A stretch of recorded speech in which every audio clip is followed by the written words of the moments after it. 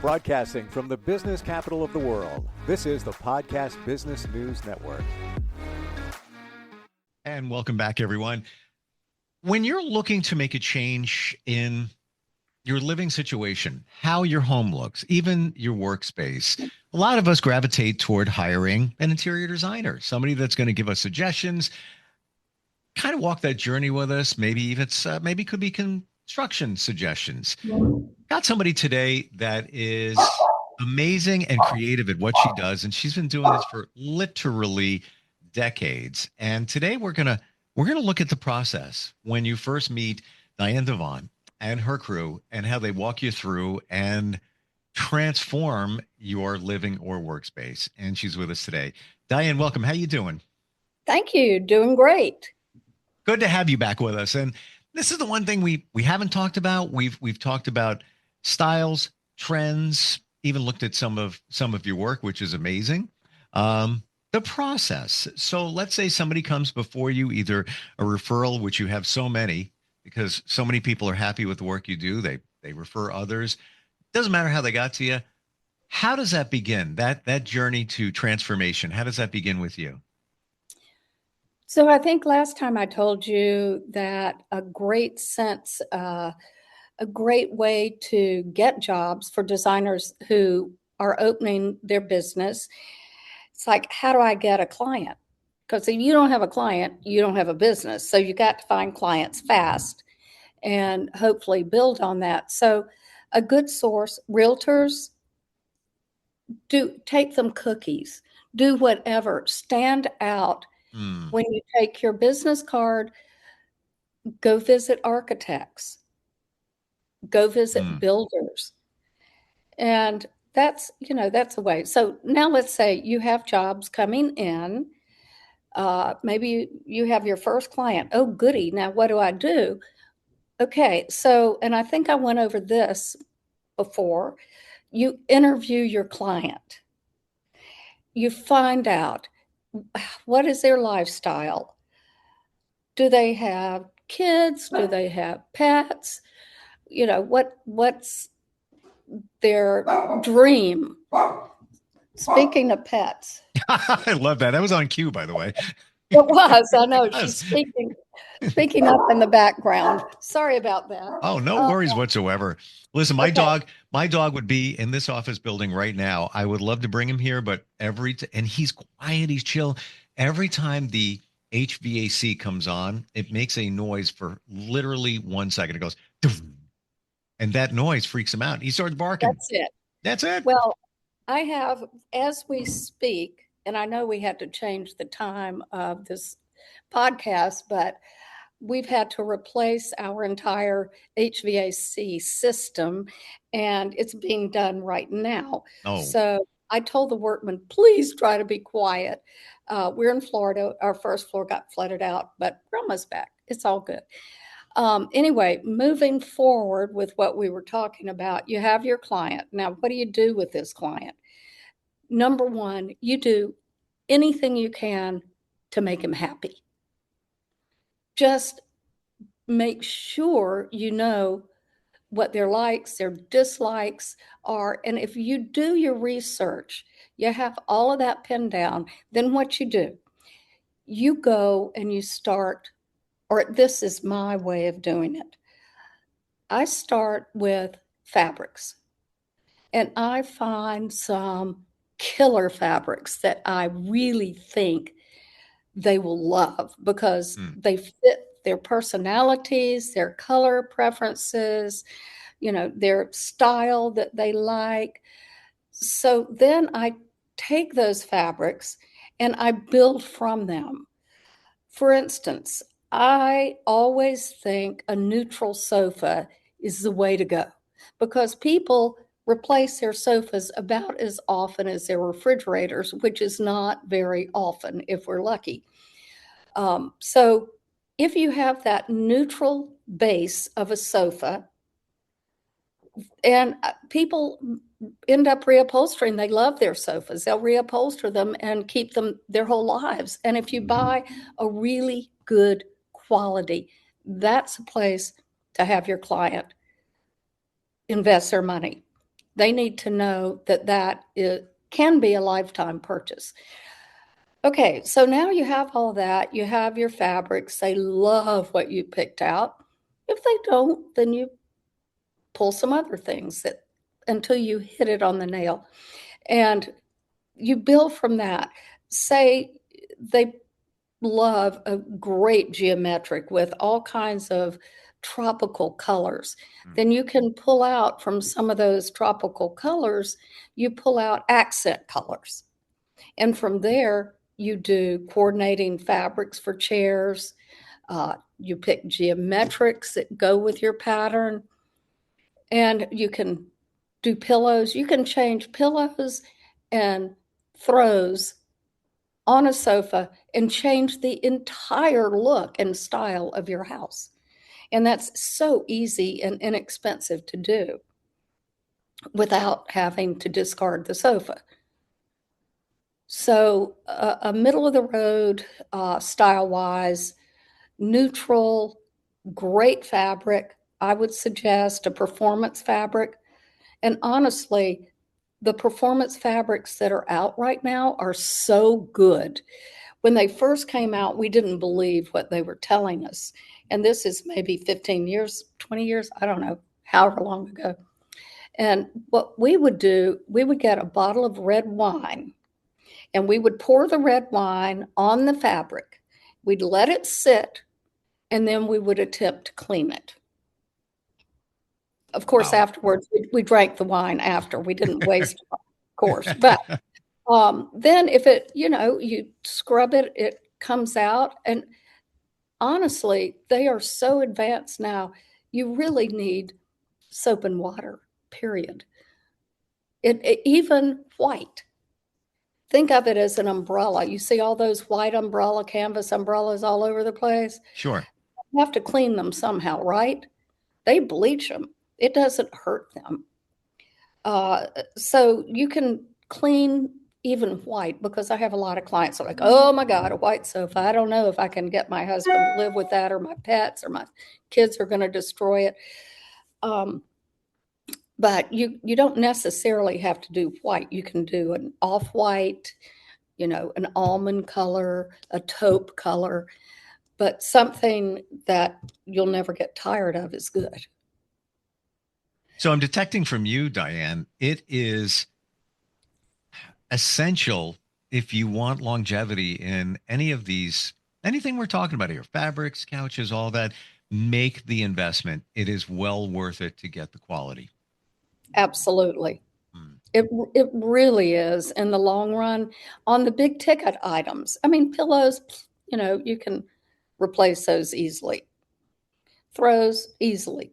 Even if you change out lamps are ridiculously expensive. Even I think that, but they're worth a good investment because they'll last forever.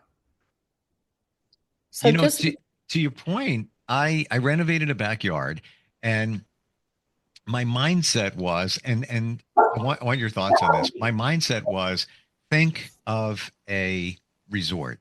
What would a resort do? What would they buy? Whatever they're going to do, they want it to last. They have lots of people showing up, sitting on couches outdoors, right? I'm just using outdoors as an example, but I think it illustrates everything that we're talking about. And I paid more for the fabrics. And Sunbrella, I think that's one of the fabrics. I'm trying to go by memory. Yeah. Okay. There's different. And there's different, as I learned, different grades of it. So I gravitated toward a higher grade. Yeah, I paid a little bit more, but didn't fade. It, when there was stuff from trees falling on it, would wipe it off. It didn't stain. A lot of times, little leaves will stain things. Nothing. It was great, and I'm so happy I paid more for that because it lasted longer. So I would think, think hotel. if you're designing, because you want to have that durability. Yes. And most often you do get what you pay for. It's true. It's true. Yeah. Yeah. So that pays. Now think about this. So you're thinking outdoor fabrics. All right. And that's how they first started. Oh. And they were not comfortable. who wants to sit on an umbrella fabric? It's not that comfortable. Right. But Sunbrella, in addition to a lot of other companies, Cravat, which is a New York-based company, wonderful. They have made their outdoor fabrics their indoor fabrics not only that durable, but they're soft. You're like, oh my God, is that really a fabric that is, performance that will survive anything? And yeah, it really is. It's just crazy. It's funny you should say that, because when I think of quote unquote performance fabrics, even if you tie it to outdoors, whatever it might be, my first thought is, it's going to be like canvas because it's going to be so durable. And then to sit on that's not going to be comfortable. How can that be? But it's not. Nowadays, they've got it's literally a science. Yeah. Yeah, it is a science. So, all right, back to the expense of buying quality things. Not all designers, decorators are going to have clients who have endless budgets. And I have had to work around a lot of budgets in my life and can do it. So, but the way we like to start is we put together everything that our client loves, and we do a wish list. Yeah, this is what we're thinking of doing. And then we lay out the cost of everything in detail. So they can look at that and they can say, okay, this is more than I wanted to spend. But I love this one thing. I love the sofa. I love the fabric. And I'll say, okay, so why don't we do this? Why don't we look at some other things that we can replace with less costly things? And I have a funny story. I had a client one time that she loved tassels and fringe and all of that, stuff back when it was very popular, and it's been gone, the fussy stuff, for quite a while, but now it's coming back. But she used to say, okay, how many tassels is that going to cost me? Because her tassel was like $1,000 for one tassel to tie her curtains back, and so we started dealing in the cost of tassels. It's like, okay, your sofa is going to cost you, how many 30 tassels or 10 tassels or whatever. So that's just how we kept track of things. But budgets are important, and your clients will, they'll immediately react and say, okay, this is better than I thought it was going to be, which is obviously the best answer you can get. And if it isn't, then you figure out how to make it fit into their budget, keeping the things they love the best. So it sounds like a balancing act, the give and the take away over here, call it the fringe, no pun intended. Yeah. Or maybe Right. I did. These things over here, let's take away a little bit of that so we can invest more into a better fabric couch or whatever it might be. So it's better quality, because that's going to serve you more than extra tassels on something over here. That's what I'm getting from you, right? But you might get tired of the tassels. Right. I've cut many tassels off of draperies. I promise you.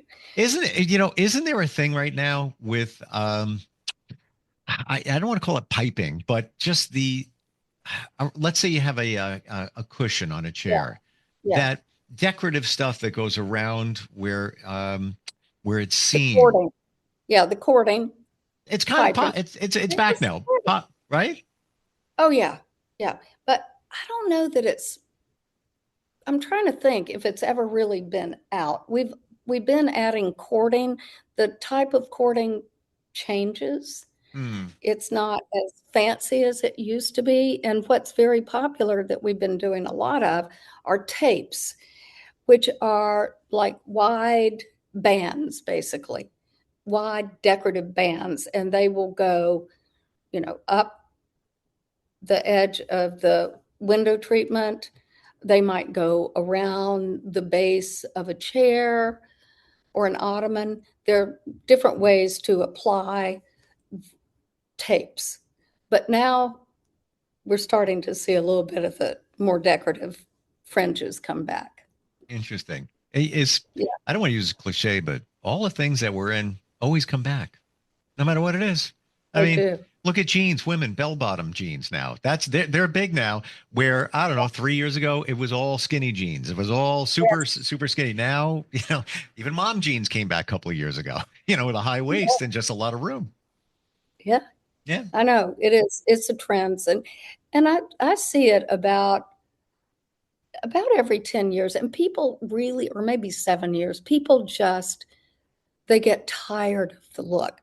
And we talked about this earlier, that for so long it's been, interiors have been very neutral, Mm, very white, yes. uh, very contemporary, and clean, very clean and not ornate at all. So now the ornate things seem to be coming back. I think it's fun, actually, when a client comes to me and said, "Oh my God, my mom just passed away and I have all the furniture out of her house in Connecticut and I'm coming south and I know it's not going to fit." Um, so the pieces that they love the most, we make them fit. And it makes for such an interesting interior when you have pieces that are eclectic. You might like contemporary, but put some antiques with your clean look. And it's interest. It's just interest, Hmm. especially if it's from your family. Oh yeah. Yeah. It's what I'm hearing from you is we have license to add those two things, something contemporary and something antique, where Yeah. some of us may think, whoa, wait, that's two different styles and worlds going together there. You can No, do pretty much anything. as long as it's done well, you Right. can. Yeah. And the average person probably doesn't know how to pull that off. 100%. So that's why it's a good idea to hire a designer who can help with that. So, and what I've been talking about is all what the designer, decorator will do once they have a client.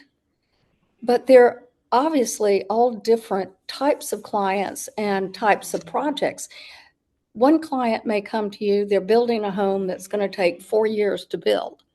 So what do you start with? You start with plumbing things because that's what comes first. After you figure out the plans and do your space planning and know where your needs are, then you go to work to get what the plumber needs, because they're going to want that first, then electrical, and then you just kind of move on from there. But you might have a client who will come to you, they have an apartment in New York.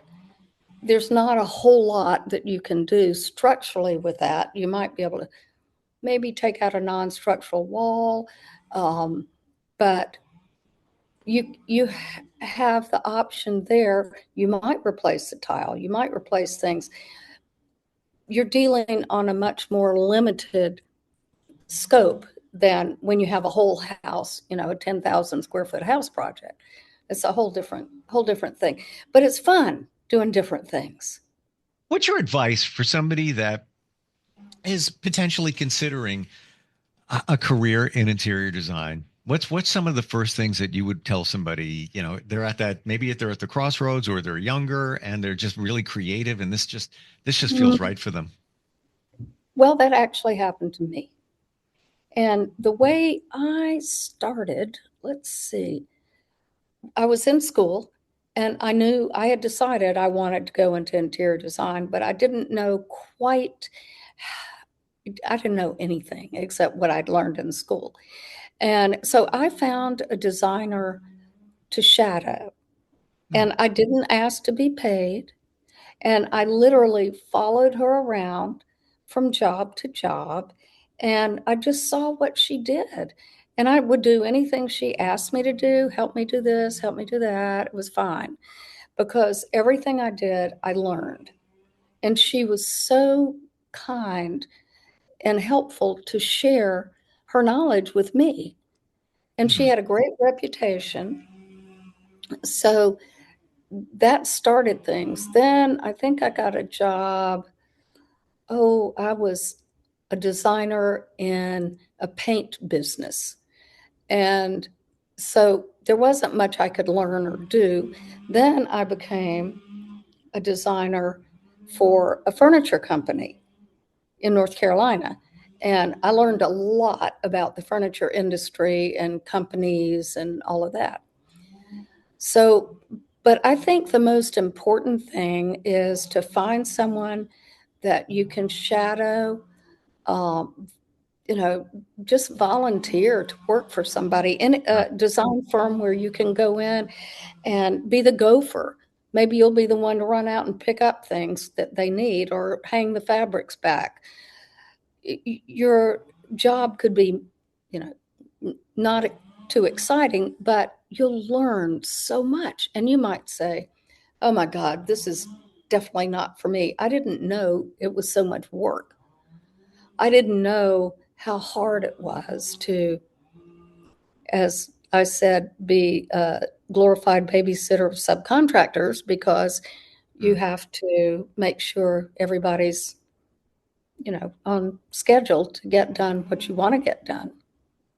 So I think if that would be my advice, find somebody, volunteer your services, because who knows, if you're good, they might offer you a job. And there you have Absolutely. it. And they already have clients built in. And gradually, as you work for them, you'll get your own clients. And learn so much. It's like going to school, but real Yeah, world it is. experience. Real world. The best professor I had in my interior design courses was a practicing interior designer with a local architectural firm.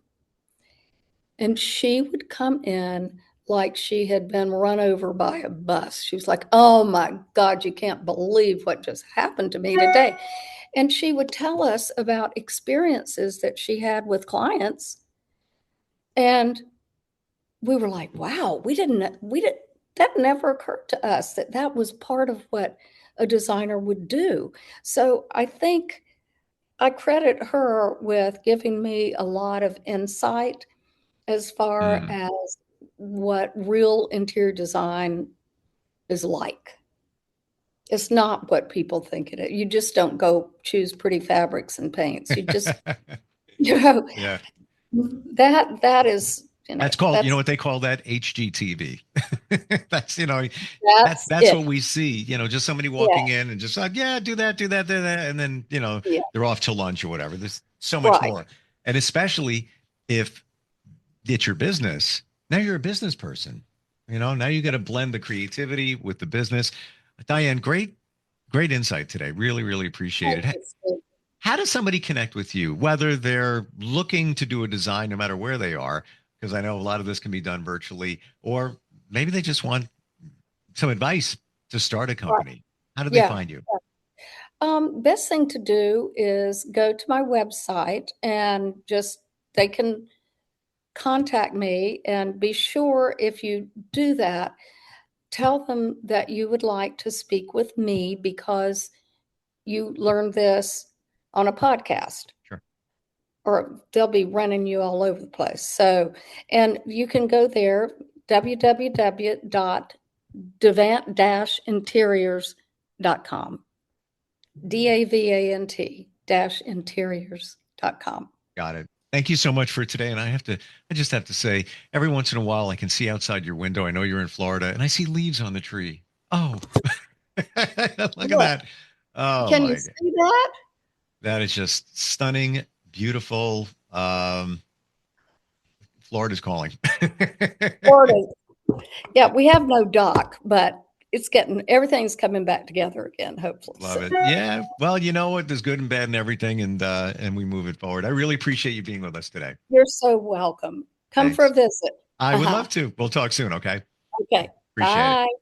Are you looking for even more of the podcasts and hosts that you love? The Podcast Business News Network is proud to announce that you now have even more ways to listen live. Check out the mytuner-radio, online radio box, and simpleradio apps on iOS and Android, or find us online. Search for Business News Network on mytuner-radio.com, or search Podcast Business News Network on streama.com and onlineradiobox.com/US. Take your podcast on the go and don't miss a minute of the action.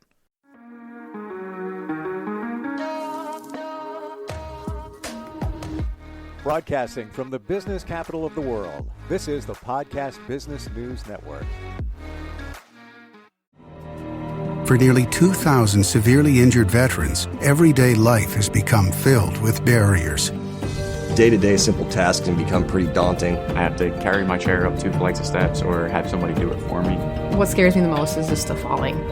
When I'm struggling with my house, I think, to have that one great barrier just knocked down, it's crucial. Home for Our Troops is a wonderful nonprofit that builds a Mortgage-free, fully adaptive, handicap-accessible house. And there's no catch. It'll be our very first home that we've ever owned. This is a game changer. This is where your life begins again. We need you to join us in completing this important mission. Please visit hfotusa.org and help build homes and rebuild lives. Because of you, everything's going to be okay.